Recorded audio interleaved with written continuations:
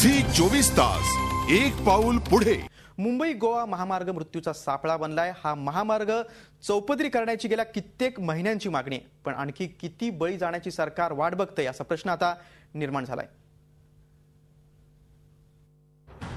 मुंबई गोवा महामार्ग क्रमांक 17 मुंबई आणि गोव्याला जोडणारा हा महामार्ग दररोज हजारो लहान मोठी वाहनं या महामार्गावरून जातात, पण गेल्या काही वर्षात हा अपघातांचा मार्ग बनत चाललाय। या महामार्गाची सुरुवात पनवेलच्या पळसप्यापासून होते। गोव्याला जोडणारा हा महामार्ग रायगड जिल्ह्यातून जातो। 150 किलोमीटरचं हे अंतर पास करण्यासाठी सरासरी 3 तासांचा कालावधी लागणं अपेक्षित आहे। अपघात तसंच वाहतुकीची कोंडी टाळण्यासाठी प्रयत्न केले जात असल्याचा दावा पोलिसांकडून केला जातोय। मात्र अपघातात मृत्यू झालेल्यांची संख्या पाहता हा मृत्यूचा महामार्ग ठरू लागलाय।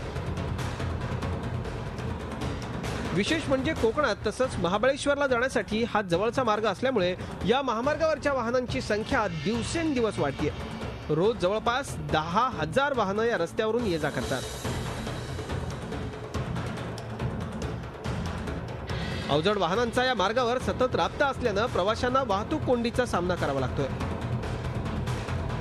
हाच महामार्ग पुढे रत्नागिरी जिल्ह्यातून जातो। कशेडी घाट ते सावंतवाडी हे सुमारे 300 किलोमीटरचं अंतर आहे। या महामार्गावर कशेरी घाटात परशुराम भोसते, कामथे, ओणी, इंसुली या ठिकाणी अत्यंत धोकादायक घाटवळणाचा रस्ता आहे। तसंच काही ठिकाणी अरुंद पूल आहेत, त्यामुळे अपघातांच्या संख्येत वाढ होतीये।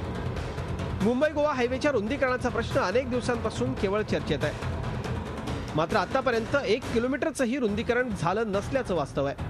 भरमसाठ वाहनं आणि अरुंद रस्ता यामुळे अपघातांची संख्या दिवसेंदिवस वाढत असताना दिसते। त्यामुळे हा मुंबई गोवा महामार्ग ठरतोय मृत्यूचं प्रवेशद्वार। झी 24 ताससाठी भारत गोरेगावकर आणि रत्नागिरीहून संदेश सावंतसह ब्युरो रिपोर्ट मुंबई।